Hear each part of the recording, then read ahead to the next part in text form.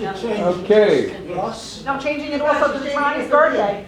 Can you hear me without a microphone? Yes. Okay, I don't need a microphone. Everybody okay? Yes. Wow. So good morning. I'm officially old because I knew some of the people who competed in the 1936 Berlin Olympics. A couple people you might have heard of, Marty Glickman. Yes. I work with Marty. He owes me money. I worked with him in 1988, and I was working with him with the broadcast school. I also knew Sam Stoller. Did you ever hear of him? No. He was Marty's running mate in the 1936 Olympics. Have you ever heard of a woman named Gretel Bergman? Yes. Gretel Bergman lived to about 107 years old. Well, they were the three most prominent Jews who were not in the 1936 Olympics, and I interviewed Gretel Bergman in 1993, so that makes me officially old because the Olympics from 1936 was 87 years ago. And I knew those three people from that Olympics. Avery Brundage to the left, Jeremiah Mahoney to the right. And these are two of the central characters from the United States that were involved in the 1936 Olympics. Germany got the games in 1931, and you have to understand the aftermath of World War I and how the Germans were allegedly punished by the West, and they were basically isolated from the rest of the world. So the Olympic Committee, the International Olympic Committee, in its infinite wisdom decided, let's bring Germany back into the world sphere. You know, we punished them enough. Let's give them the Summer Olympics and the Winter Olympics in 1936. The isolation is going to end. But within 2 years, there's a big problem. And the big problem, I don't have to tell anybody in this room, is Adolf Hitler. He becomes the Chancellor of Germany and quickly turned the democracy into a one-party dictatorship, which persecuted Jews, Romas or Gypsies, all political opponents, homosexuals, anybody that didn't look like whom Adolf Hitler considered the ideal person, the Aryan, and they were the Aryan nation. The Nazis' claim of controlling all aspects of German life extended into sports. German sports imagery of the 1930s promoted the myth of the Aryan, racial superiority, physical prowess. In sculpture and in other forms, German artists, they looked at ideal athletes' bodies, well-developed muscle tone, heroic strength, accentuated by facial features. This all coming from the orders of one guy who had a mustache, who was born in Austria, who was dark-haired, and yet this was their image. And think of what Hitler looked like. Would you take orders from Hitler? But they did. I don't know how many of you ever heard of Erich Seelig. Erich Seelig. He's a boxer. Pretty well known around the world. But the Aryan policy, Aryan's only policy, which started in 1933, which extended to sports organizations, which meant that people like Erich Seelig, who was the professional light heavyweight champion, could no longer compete for Germany. Another guy, Daniel Prenn, he was a tennis player. He was a really good tennis player. He was the top-ranked tennis player in Germany. He was on the German Davis Cup team. Gone. And then there was Hitler's pawn, Gretel Bergman, who I interviewed in 1993. World-class high jumper, expelled from her German club in 1933, yet she was able to continue to compete. And I'll get into the story about her and what she told me about why she persisted. But she did not make the team in 1936. She trained in London, but was called back to Germany. Ernest Janke, well, he is the first guy that sounds the alarms and urges an Olympic boycott in 1936. Anybody ever hear of this guy? Well, he had been at one point an assistant secretary to the Navy, in the Navy. He was an American International Olympic Committee delegate. And he because he was in the government, in the Naval Department, started getting reports of what was happening in Germany. And it begins to worry him more and more and more.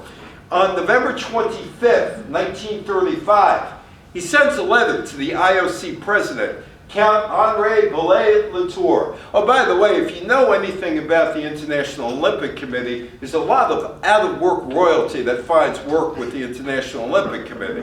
There are a lot of counts, and there are a whole bunch of sirs, like Sir Craig Reedy and earls and all these other people that seemingly populate the International Olympic Committee. So he sends this letter to Latour, floating the idea initially of an American boycott of the 1936 Summer Olympic Games. So obviously there are people in America that know what's going on in Germany.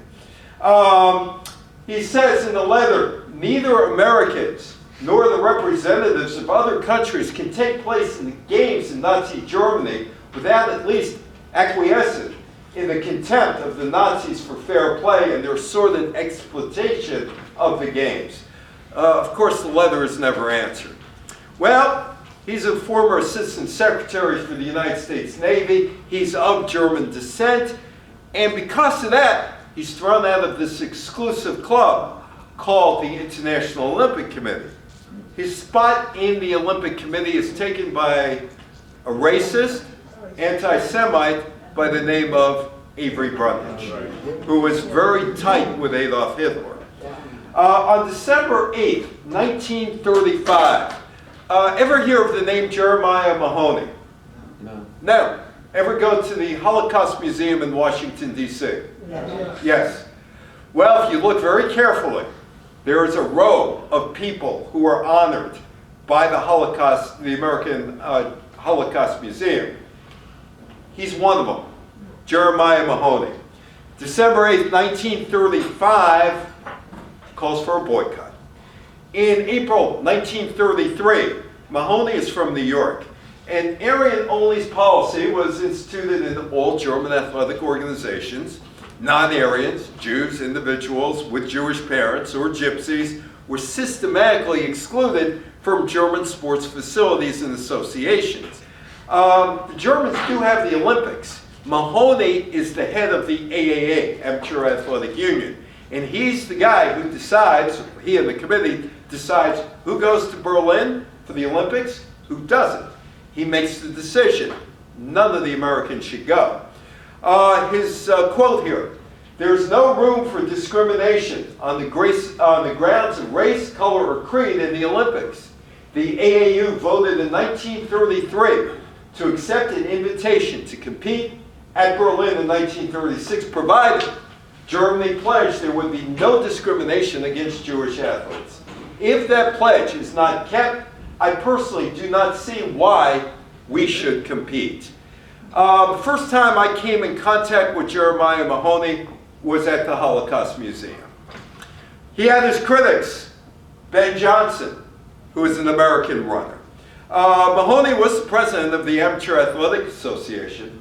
He was responsible for the Olympic team selection, and Ben Johnson didn't really agree with Jeremiah Mahoney. The Negro in the South is discriminated against as much as the Jews in Germany, Johnson. It is futile and hypocritical that Judge Mahoney should attempt to clean up conditions in Germany before cleaning up similar conditions in America. Well, where was Franklin Roosevelt on this? Where was he? He was nowhere. He was nowhere to be found. He urged the American team to go to Berlin, saying that, don't mix sports with politics. But for the first time in modern history, there was a suggestion that there should be a boycott of the Olympics. And the United States should lead it along with Europe. It would later be known as a human rights issue. It wasn't known as that in 1936. Brundage had all assurances from Hitler, hey, it's going to be good, it's going to be good. Before I go on with Brundage's quote, I gave this talk about 12 years ago up in Stamford, Connecticut, Stamford Jewish Community Center. And there was a guy about 90 years old at the time. And he said, could I say something? I said, sure. He said, my parents told me to go to England. I was 13 in 1933. His father was an editor of a newspaper. And his father went down to Prague, and that's where he was. And he said that he went through Berlin in 1936, prior to the Olympics. And it was all okay. Nobody called him a dirty Jew or anything else. And he said it was fine. It was whitewashed before the Olympics. Now it's called sports washing with Saudi Arabia. He said it was fine. But once the Olympics left town, he was a dirty Jew again. He was spit at. He was cursed at. He went back to London. I don't know what happened to his father. I never asked. Anyway, Brundage comes up with, hey, stop picking on Hitler, you know? Why are you picking on him? Certain Jews must understand they cannot use these games as a weapon in their boycott against the Nazis. He labeled the anti-Olympic campaign a Jewish communist conspiracy. Some American newspapers called Brundage a Nazi stooge. Anyway, the games themselves, and now I'm going to turn into Marty, and I'm going to turn into Sam, and I'm going to turn into Gretel Bergman. In 1936, the Nazi regime did try to camouflage its violent racist policies while it hosted the Summer Olympics. Most of the anti-Jewish signs were temporarily removed, and newspapers toned down their harsh rhetoric. All an illusion. The Berlin Games, they wanted to present the Berlin Games to foreign spectators and journalists with a false image of that Mel Brooks Hitler character, a kinder, gentler Hitler. If you ever saw The Producers, right? How many of you saw The Producers? Right? Good. It's my crowd. It's my crowd. If you saw The Producers, it's my crowd. And you probably could quote some of the dialogue like I have, you know, when Franz Lipkin hands him the script about the kinder, gentler Hitler. Anyway, with the false image of a peaceful, tolerant Germany. Germany had its propaganda coup. 49 nations ended up going to the games. And that legitimized the Hitler regime in the eyes of the world, and more specifically, the domestic audience at home. How many of you have TVs in your home? Nobody. Nobody, right? Well, do you know where TV was actually, commercial TV was pioneered? Nazi Germany. Nazi Germany. And why? The Berlin Olympics. 1935, here they are, sitting there watching TV. It was going to be a propaganda coup at home. We're going to watch all the Aryans, even though our leader doesn't look like an Aryan. We're going to watch all the Aryans win all the Olympic events. The first regular electronic television service in Germany began in Berlin on March 22nd, 1935. The first commercial television in the United States, the New York World's Fair, April 30th, 1939. Germany used a 100-line system, was on the air, TV was on the air 90 minutes, 3 times a week. It was going to be used in 1936 for propaganda purposes. The Nazis promoted that new image that looked just like their leader, Hitler or Goering or any of the others, right?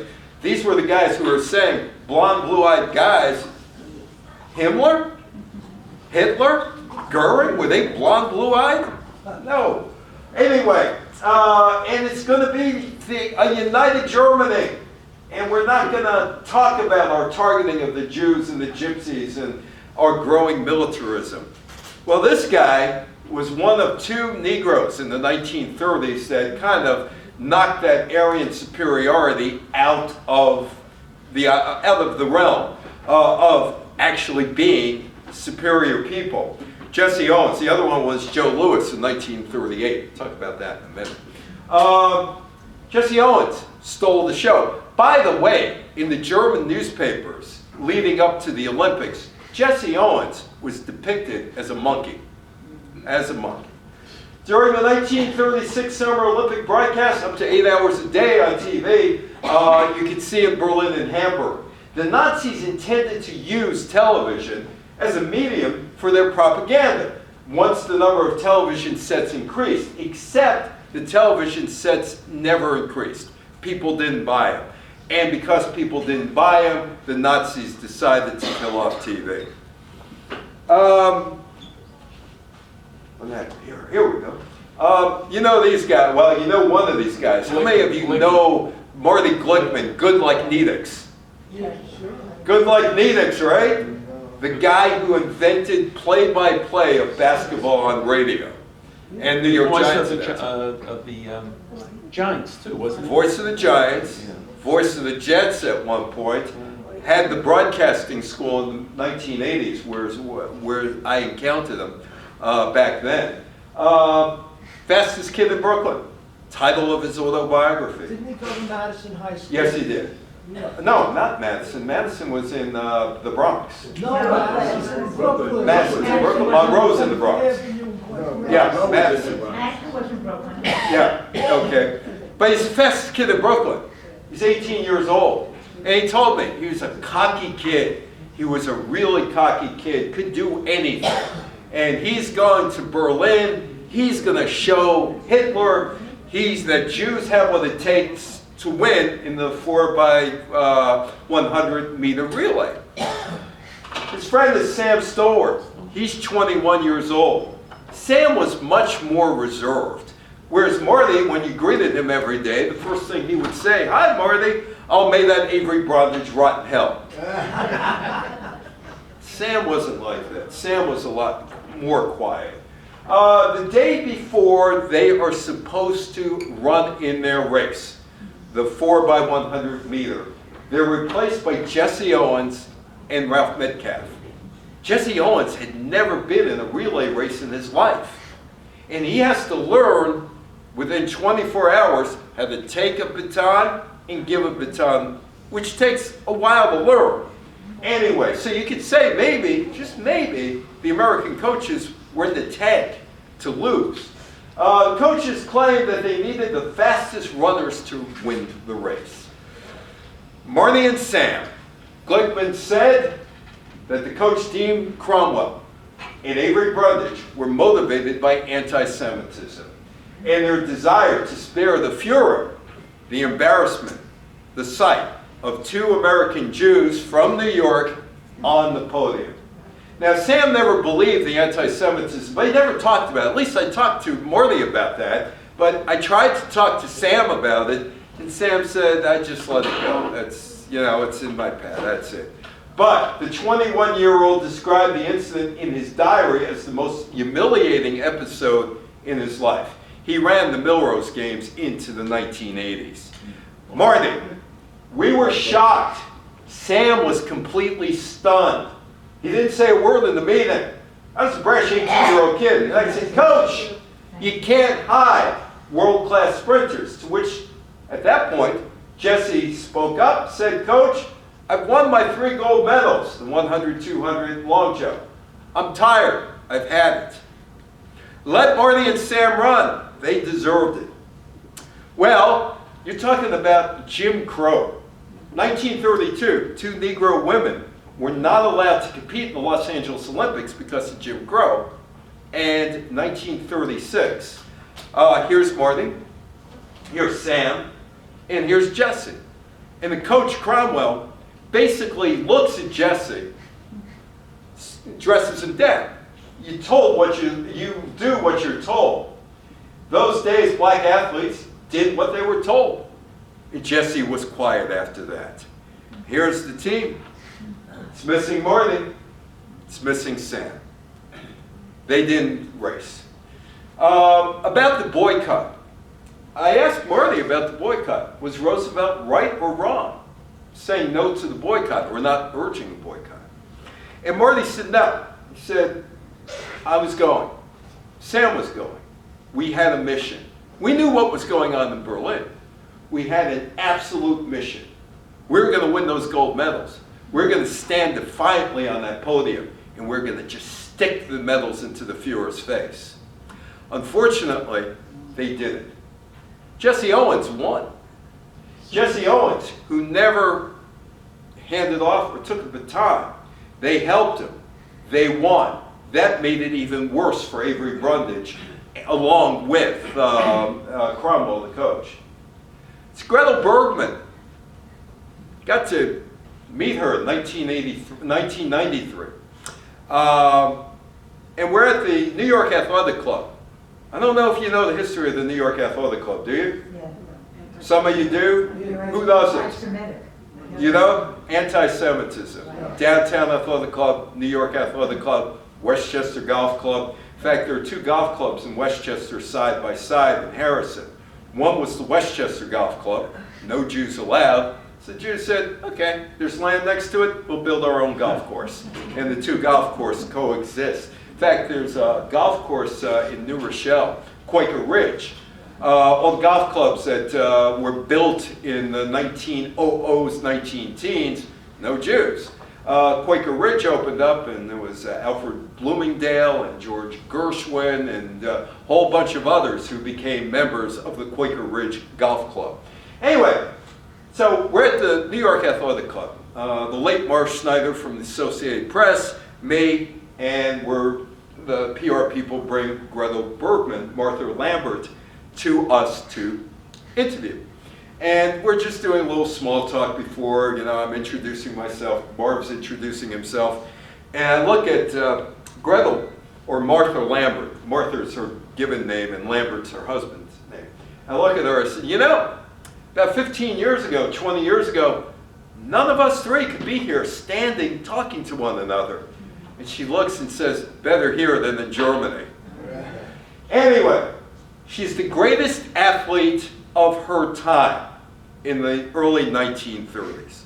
2 weeks before the Olympics began, German officials informed the Jewish athlete Gretel Bergman that she was denied a place on the team. Although she had equaled the German women's record in the high jump, the Germans sacrificed the chance for a gold medal with this action.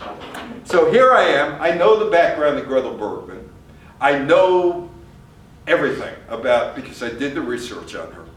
And I'm going to put you in my position because I was doing the lead of the interview at that time with Marv. Marv let me do it. And if you were me and you knew all this, what would your question be to Gretel Bergman? Yes? I would ask her how she felt. How she felt. I had a one-word question for her. Why? Why? Why'd you do it? Why'd you do it? Well, she did it because I was the great Jewish hope. Then she went into it. She said, you don't realize what was going on.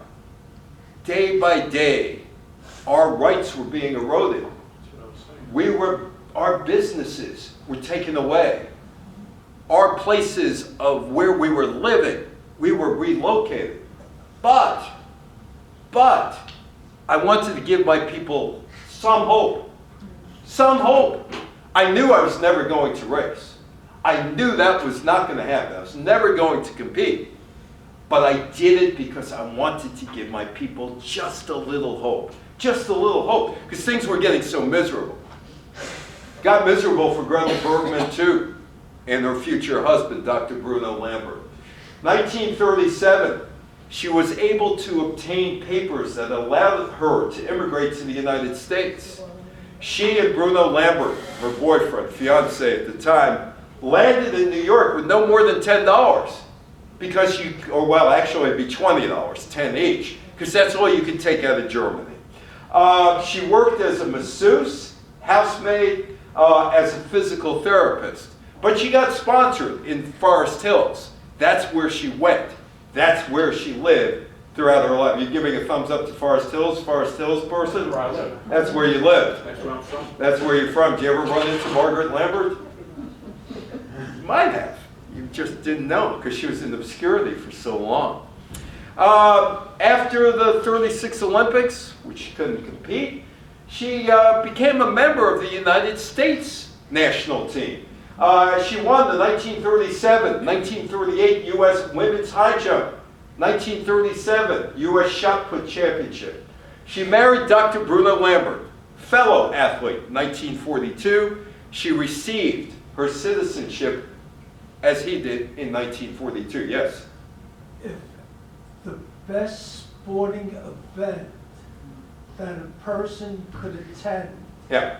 and I used to go to the old garden or Yeah. wherever to see the ICA track meet. Yeah. A track meet is the most fascinating that you got the tennis, you got Oh, yeah. football, but all the things going on. Oh, you went to the Melrose games. I've been Sam ran the Melrose games. It was fantastic. Yeah, Sam ran the Melrose games. Anyway, so she's here in the United States, and she goes into obscurity. Until 1980, she was inducted into the Jewish Hall of Fame at the Wingate Institute in Israel. And all of a sudden, there was interest in, who is this lady, Margaret Lambert? Who is she? Well, she spent the last 20 years or so of her life going around reliving Nazi Germany, even though she didn't want to. She ends up doing so. 1996, I interviewed her in 1993 in conjunction with an Olympics event where she was being honored. 1996, she got a gold medal from the International Olympic Committee, who does absolutely nothing for Jews, the International Olympic Committee. I'll get into that in a minute with the slain Israeli athletes from 1972. But she got a medal, gold medal, because she would have won the gold medal in 1936. And then there was HBO. And HBO, Fuchs over there and all the other guys over at HBO decide, we want to do your story. We want you to go back to Germany. She said, no, no, no, no. No, we really want to do your story. And they eventually, all the Jews at HBO that were there at the time, running HBO, did get her, they convinced her to go back to Germany. They did a 60-minute documentary on her. So she goes back to Lampung, where she trained, and she had a stadium named after her. On November 23rd, 2009, her German national record from 1936 was officially restored by the German Track and Field Association. She also requested to be admitted to the German Sports Hall of Fame, which they did. She died at the age of 103 in 2017. For the 30 years after 1980, people were just praising all kind of praise on her. And she was restored to where she should have been, an Olympic gold medal winner in 1936. Were there any Jews that competed for Germany in 1936? Yes or no? Yes. To ask the question, yes. Yes. Yes. Helene Meyer. Now, there's some question about how Jewish was she? Helene Meyer's father was Jewish. Her mother wasn't. But in the eyes of the Nazis, she kind of was Jewish. So they allowed her. Actually, there was one other guy, a guy by the name of Rudy Ball, but that was in the Winter Olympics in 1936. He was a hockey player, and he cut a deal with the Nazis. I'll play for your hockey team, but afterwards, I'm out of here with my family. And they needed him for the hockey team, and they said, okay, you could play. And he did play, and he split right after that. Rudy Ball, 1936. But in the 36 Summer Games, the star fencer, Helene Meyer, was allowed to compete. She was a non-Aryan, though, because her father was Jewish. She won a silver medal in the women's individual fencing, and like all other German medalists, she gave one of those. There she is, giving one of those. Right? There she is. Anyway, like other, so she gives the Nazi salute, but no other Jewish athlete competed for Germany in the Summer Games in 1936. Do we know much about Meyer? No. She died at the age of 42, left nothing behind, no correspondence. There were no interviews with her, nothing. There's nothing to be found. She never wrote a book. She fled to California in 1940. We know that, and faded into obscurity. In 2000, Sports Illustrated named Mayer the greatest fencer of the 20th century. Well, there's, yes? There were many, many Jews in European countries. Oh, I'm going to get to that. Okay. I'm going to get to that. Excelled I'm going to very get to much, that. yes. We're not there quite there Okay. yet. There's Hitler, you know, the games. And Jesse Owens, the legacy of the games, was ruined by Jesse Owens. Hitler had hoped the 1936 Berlin Games would prove his theory of Aryan racial superiority. This is a guy with brown hair and a mustache and brown eyes. Go figure. Owens won 4 gold medals, 100 meters, 200 meters, 4x100 relay, and the long jump. He set 3 world records. One of those records was in the 4x100 relay, which Marty and Sam were supposed to be in. 9 athletes who were Jewish or of Jewish parentage won medals in the Nazi Olympics, including Mayer and 5 Hungarians. 7 Jewish male athletes from the United States went to Berlin. Like some of the European Jewish competitors at the Olympics, many of these young men were pressured by Jewish organizations to boycott the games. Marty said there was no way in the world he was going to boycott the games, even though he was told, why are you going there? To answer your question, Roman Cantor, Polish fencer. Many athletes who competed in the Olympics prior to 1936 or the 36 Olympics itself, the Jewish athletes, would die in concentration camps during the Holocaust, including Ijab Zrabman, a Polish swimmer, Roman Cantor, a Polish fencer, both of whom died at Mendenik. Meanwhile, what's the legacy? 2 HBO films, Bergman, Hitler's Pawn, and the other one, Glickman. If you have a chance, see both of them. They're out there somewhere. Bergman, Hitler's Pawn is rather interesting. She knew she was being used. She had no problems with being used because she wanted to give her people some hope. I was the Jewish hope. Glickman, well, it's all about Marty. And it's entertaining. If you knew Marty, it was entertaining. How many of you have heard of this guy, Wolfgang Fussner? Ever hear of Wolfgang Fussner? No? He's an interesting side note to the 1936 Olympics because he was the vice commander of Berlin's Olympic Village during the 36 Olympics. He commits suicide with a pistol shot on August 19, 1936, 3 days after the games ended. He was afraid officials would find out he had Jewish blood. Killed himself. Well, Neville Chamberlain wasn't the only person who appeased Adolf Hitler. Seems like the International Olympic Committee bent over backwards to appease not only Hitler, but Mussolini, Benito Mussolini. 1940 Winter Olympics, going to Sapporo, Japan. But starting around 1931, there were problems between Japan and China, and that erupted into a full-scale war. Sapporo was selected in 1937, same year the war breaks out. This led, well, you couldn't have an Olympics in the war zone, right? So the International Olympic Committee is looking and looking and looking, so we got to replace Sapporo. So let's go to St. Moritz. But St. Moritz said, no, we've had one Olympics, 1928. We don't need it. So Switzerland says no. On June 9th, 1939, the International Olympic Committee gives the games to Germany. After Kristallnacht, after everything else that's going on, hey, they got facilities in Germany.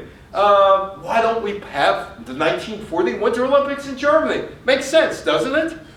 Does it make sense? Send them there, since Avery Brundage is a delegate. Oh, by the way, Avery Brundage, 1937, his construction company United States hadn't broken off diplomatic relations with Germany yet. His construction company built buildings for the Germans, office space in Washington, D.C. Avery Brundage, also a member of the American First Committee with Charles Lindbergh. Wow, so hey, okay, it's a great place to have a 1940 Olympics. Oh yeah, so the Germans invaded Austria. Yeah, no big deal. And 7 months after Kristallnacht, no big deal. 3 months after they invade bits of Czechoslovakia, no big deal. They'll be the kinder, gentler Hitler in 1940. Mussolini doesn't stop with Hitler. The IOC awards the 1944 Olympics to Cortina di Ampezzo in Mussolini's Hitler. The Olympics of 1940 and 44 were a race because the Germans invaded Poland on September 3rd, 1939, and England and France declare war on Germany on September the 5th, 1939. So, no Olympics for Marty. Marty, when the Olympics come back in 1948, would be 30 years old. No Olympics for Sam, he'd be 33. No Olympics for Gretel, she would be about 33 years old as well, over the hill at that age. So they never got a chance to compete in 1940 or 44. Anybody ever hear of Alfred Nakache? I wish I did. Oh, tell me about that. Tell me about that. Why do you wish you did? Woohoo! I thought only men did catcalls. I thought men were the only ones that did catcalls and whistles. Well, we women are so modern today. Oh, okay, okay. Well, he's got a sad story, but in the end, he gets some semblance of happiness. He competed for France in the 1936 games, came in fourth, part of the 4x200 meter relay, missing a bronze medal by 6 seconds. 1941, 5 years after the Olympics, he breaks or sets a world record for the 200-meter breaststroke. Was he Japanese, the name? No, just hang on. Japanese name. No, well, hang on. We'll get to it. He beat the German champion on the way. As a Jewish swimmer, though, he attracted criticism and was restricted from entering races, although many of France's leading swimmers then withdrew themselves, protest at Nakache's treatment. In January 1944, he, his wife, and his 2-year-old daughter were all arrested, deported to Auschwitz. Of the 1,368 men, women, and children who made that journey, only 47 survived. Both his wife and daughter died. But less than a year after the liberation of Buchenwald, where he was in 1946, he was part of the French team that set a world record in the 3x100 meter relay. That year, a year away from the concentration camp, he also became French national champion at the butterfly and in the 4x100 meter relay. The Olympics are back in 1948, and he has his chance at the Olympics. He would swim in the 200-meter breaststroke, get to the semifinals. He was also part of France's water polo team, which is a remarkable achievement, although there had to be great sadness in his life. His wife and his 2-year-old daughter killed in the concentration camp. But you would think that the Olympics might not want to go back to Germany, right? Might not. But they do in 1972. The Munich 11. And there are some stories behind it. I knew Jim McKay, who was on ABC, Jim McManus, and we were supposed to actually work on a radio show together in 1995 or 94, and that fell through. Simply because Jim said, you know what, I've done everything, I don't want to do it. You know, I want to retire. It's fine.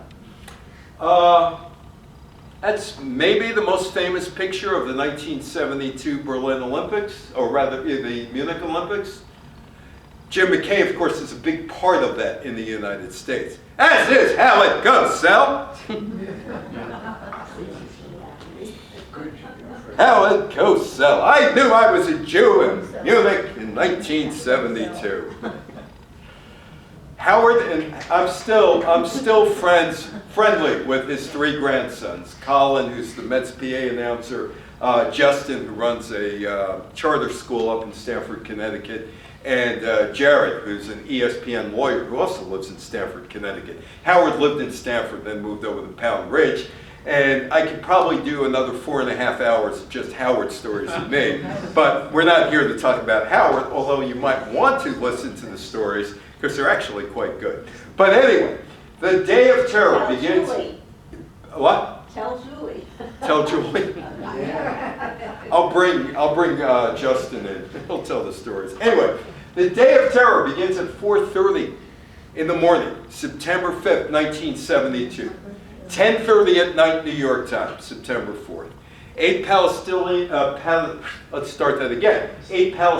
militants affiliated with Black September, a militant offshoot of the Palestinian group Fatah, scaled the fence surrounding the Olympic Village in Munich.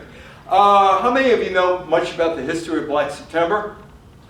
You know about 1970 in Jordan, Black September? In 1970, this group tried to assassinate King Hussein twice. There was a war between, a civil war between Jordan, these guys, and Faz was involved as well, from Al-Faz from Syria. And these guys would eventually lose. They would go back to Syria through Lebanon, regroup, and this is where they go, to Munich. They're disguised as athletes, use stolen keys, force their way into the quarters of the Israeli Olympic team.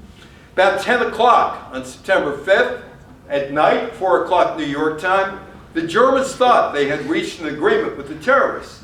The terrorists led their bound and blindfolded hostages from their quarters into buses that transported them to waiting helicopters. And there is Jim McKay. Jim McManus is a fine man, but I should have been doing this because I grew up on Easton Parkway in Brooklyn. I was chased by the Irish kids up and down Easton Parkway. Howard, you're 6'3". You were a Marine sergeant during World War II. You're telling me you were afraid of 3 kids when you were bigger than everybody else? Well, I was a Jew in Brooklyn facing anti-Semitism. I'm just thinking when he gave me that talk. With his drink in his hand, he's giving me his talk. Anyway, at 12:30 on September 6th, the shooting stops. The 20-hour reign of terror was over. 11 Israelis had been killed, along with 1 Munich policeman. 5 Black September terrorists lay dead. 3 of the gunmen were captured. At about 3 a.m., oh, one thing about Jim McKay. Jim McKay was relaxing. He was at a swimming pool when suddenly the ABC people said, gotta get down to the studio absolutely immediately, we have a terrorist attack, you're gonna be the anchor. So what you didn't see underneath the yellow jacket was he was in his swimming trunks. And he was on the air for 14 straight hours talking about what was going on, and he did an incredible job. You know, when you're an anchor man, you're basically a traffic cop. That's what you're doing. You're going here, you're going there, you're going here, going there, and he did it flawlessly. In fact, so much so that Walter Cronkite sent him a letter saying that you did all of us very proud with your coverage of the Olympics. So he's on for 14 straight hours. He summarized the tragedy, or the tragic outcome of the botched rescue with the words, they're all gone. Fade to black. German authorities never did storm Building 31. They allowed the terrorists to take hostages by helicopter to a nearby airbase. There, the Germans had planned an ambush and rescue operation, but it was bungled badly. 9 Israeli hostages were killed by a combination of terrorist gunfire and hand grenade that one of the Palestinians set off in the helicopter as it sat on the ground. And there's Howard. He was 6'3". Did you know that? He was a tall guy. You know who also was really tall? Ed Koch. Ed Koch was about 6'4". Yeah. So there's Howard, complete with his toupee. He used to travel with toupees, you know, in a briefcase. What were they gonna do with the hostages, the terrorists? Were they gonna, hold They were them? trying to trade them, Oh, they, but they never did. They weren't there for business. We couldn't get a deal done, boom, that was it. Yes? Was there any talk of the Israelis trying to do a rescue?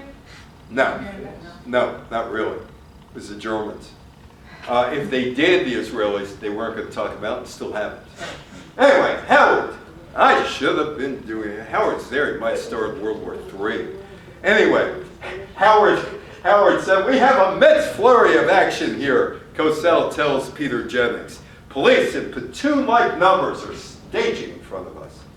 I also dealt with this guy, too. He comes back in. See, you know, this is like, I'm just telling stories of my life here in this talk. He comes back into prominence in 1985 when he settled the Major League Baseball owners, Major League Baseball umpires dispute. I walked into his office, Foley Square across the street from the Southern District, and he had a guy who looked like Ron Ziegler as his PR guy. He said, go in there and just sit there and Mr. Nixon will come in soon. Because he was, you know, we're going to interview him because he was going to end the baseball umpires dispute, which he did. He gave the umpires a 40% raise, and with that, he came back into polite society. It wasn't the David Frost thing. I sat in his chair, went like that. I wish I had a cell phone. It was, I mean, it was a miniature Oval Office with flags all over the place and pictures of him. Anyway, but that was 1985, 1972. Nixon in the telegram had demanded the rest of the games be called off. Now, he's only the president of the United States, right? That's all he is. And this is Avery Brundage, who, by the way, prior to the Munich Olympics, was quoted as saying the 1936 Berlin Summer Games were the finest games in the history of the Olympics.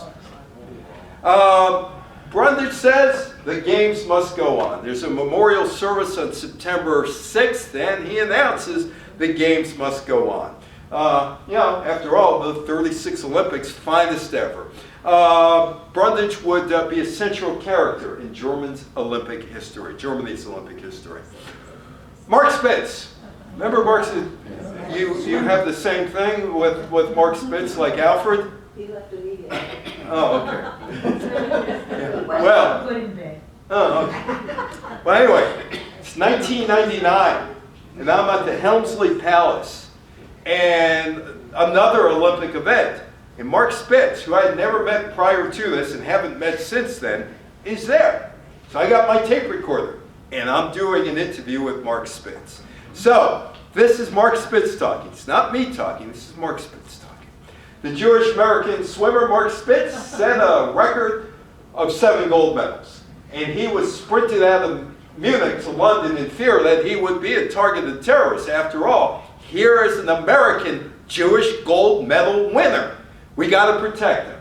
At a news conference celebrating Spitz's achievements, a news conference that was scheduled was hurriedly canceled. Mark Spitz talking, not me, Mark Spitz. Swimming program had stopped. Swam all of my events, and that evening, the last day of competition, was on Monday, and this happened on a Tuesday morning. Swimming was through, so I didn't have to compete anymore. Had a press conference right afterwards on Tuesday, and that was when everyone told me about this Israeli tragedy, or the thing that was happening at the time. It hadn't turned into a major tragedy at the moment, at least at that time. They didn't know much about it. The next day, I was whisked away. Meanwhile, Brundage did give a shout out to the ones who were killed. 27-word tribute to our Israeli friends. Brundage was the IOC, and the IOC ordered the competition to resume after a pause of 34 hours. Anybody ever been to Delft, Netherlands? Howard Cosell. Keep bringing Howard up. Howard Cosell once told me about Avery Brundage. He was schooled during the age of William of Orange. Well, That's the William of Orange Grand Cafe. And I'm in Delft. And I take this picture and I say, I got to send this to Cosell's boys. I send them the picture. I get back email responses. You really did know Poppy, didn't you?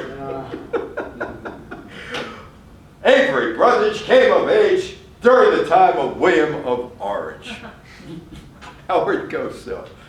It's the last I'll speak of Howard today until somebody asks me something about Howard. At the 1976 Summer Olympics in Montreal, the Israeli team remembered. There was no memorial at all. The team entered the stadium at the opening ceremony with a black ribbon on their national flag. The International Olympic Committee never acknowledged the massacre officially, and in 2012 refused to honor the slain athletes and coaches at the London Summer Olympics on the 40th anniversary of that attack. But something happened that year. NBC is covering the games, the Olympic Games in London. Bob Costas, who went to high school over in Carmack, and that's where the it is where the Suffolk YJCC is, Yeah, where Bob Costas went to high school. It's a former school. it's cool, man. Yeah. And gets on the air. Does something very Olympic-alike on network TV. He condemns the IOC for not having a 40th anniversary memorial. Well, there may be more to that than just Bob Costas saying this. The reason why I say that is NBC is owned by Comcast. The Roberts family competed in the Maccabee Games in 2011 in Israel. The Roberts family controls Comcast. I wonder, I never asked Bob about this, I should. I wonder if Bob consulted with Brian Roberts, the CEO of Comcast at the time, as to whether or not he could put a dagger in the back of the IOC, Comcast being the TV partner. But he did. At long last, 2016, the International Olympic Committee honors the slain athletes. The president, Thomas Bach, he's German, led a morning ceremony at the 2016 Rio Games for the 11 Israeli athletes and coaches slain at the 1972 Munich Olympics. A tribute that the widow, one of the victims, said brought closure to the family. Except it wasn't all Israeli athletes honored. There have been 12 athletes that have been killed during the Olympics. 11 by terrorism and 1 by accident. And they were grouped together. There is Thomas Bach signing the decree. One Georgian, a loser, was killed in 2010 in Vancouver. Nordat Kamatashvili was killed during a practice run. They could not even give the 11 athletes the honor. They threw it in with one other person. There were still problems as late as 2022, 50 years after. You might remember this from last August or September, or you might not. The German president, Frank-Walter Steinmeier, and the Israeli president, Isaac Herzog, attended a wreath-laying ceremony to commemorate the victims of the attack by the Palestinian militants at the 1972 Munich Olympics on September 5th, 2022, 50 years later. But the families didn't want to go initially. They didn't want to go. They're still mad at the Germans for botching up the rescue attempt. In the summer of 2022, the Germans agreed to give 28 million euros to the families of the murdered athletes. Well, they negotiated over that, and finally got a settlement. As the head of state of this country, and on behalf of the Federal Republic of Germany, I ask for your forgiveness, the President Steinmeier of Germany said, addressing the victim's family. The 1972 Olympics were billed as the Happy Olympics. They were the first to be broadcast internationally on TV. Germany was looking to shed its Nazi past, the 1936 Olympics. West Germany aimed to project a harmonious image to the world. It became a very different platform. There was finally some closure for the families. I got a question for you. Do you think it's a good idea to hold the 2036 Olympics in Berlin? Yes or no? Yes. Well. By the way, this was the ceremony to honor the slain Olympic athletes. Germany has never held an Olympics again. There was thought that Munich would host the 2024 Summer Games, but the bid failed because Bavarian voters said no, they weren't going to pay for it. Alfons Hormann had an interesting phrase describing the research in the landing of the Olympics. He didn't want a second Munich. Munich had, prior to that, said no to an Olympics. But he wasn't referring to the terrorist attack. Wasn't doing that. He was worried that a second Munich would be naming it as the German bid city, only to see the bid withdrawn because of local opposition. That's what happened in 2018. Paris got the 2024 games unopposed. But that brings up this question.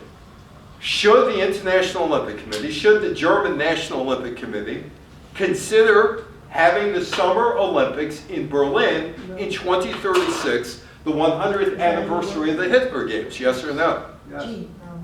How many say yes? Okay, why? But Germany is a different country than it was in Okay. 1936. There's such a word called forgiveness. Okay. They sort of made. Okay. And I think there's All right, so I'm descendant of German Jews. Yeah. Germany did a lot. They gave reparations to the Yeah. Jews. Yeah. My parents had a pension till the day they died from the Jews, Yeah. from the Germans. Germans. Germany gave a lot of money to Israel. I Yes. think they're still giving Still money do. to Israel. Yeah. So, yes. Okay. I Here- didn't hear what she said. She talked about that her parents are German Jews. They got out when did they? 36 and 39. 36, okay, prior to. And she got a I was pension. born and raised in South Yeah. America. Okay, and she got a pension, and Germany is aiding Israel. Reparations. Yes. They are the one country in Europe where you can't mention Nazism. Yes. And Right. they Yes. have really Yeah. kept their bargain with that. Yeah. And they Yeah. are very serious about Yeah. that. Yeah, and just to reiterate what she said, they have very strict anti-Semitic Yeah. laws. That's And you right. have to remember the phrase, the sins of the fathers. Yeah. How far do those sins fall? Right. Okay. Well, this is I yes. was going to say, you cannot deny the Holocaust Yeah. there in Germany. Yeah, well, this is now the question that Germans are wrestling over. There is a notion the country should bid for the 2036 Summer Olympics, the 100th anniversary of the Hitler Games. In 2019, Berlin's Interior Minister, Andreas Geisel, floated the notion with the thought that it would be a good opportunity to show how the event was used for propaganda purposes. However, Germany's Interior Minister, Horst Seehofer, threw water on the notion. And there is Seehofer. It would be unthinkable if we did that. We would bring on an unspeakable international discussion and harm the Olympic idea. How would people see it across the world? Germany celebrating the 100th anniversary of the Nazi Olympics. That cannot happen. Hitler opened the Olympics in 1936. 1936 Olympics established the rah-rah national patriotism now seen in today's games. The media seemed to miss a story in Berlin. Time magazine reported that most newspapers there focused on the ceremonious procession of the Olympics' first modern torch relay, rather than other doings in Berlin. So they are now discussing whether or not, and there's a lot of discussion going on, whether it would be a good idea or a bad idea. Germany wants the Olympics. And there are people, the proponents, who said, why don't we wait to 2040? Why don't we avoid 2036 at all costs? And even here, with this group, if this group is having a discussion, can you imagine what the discussion is like in Germany? Well, thank you very much. Any questions, any comments? It's all yours now.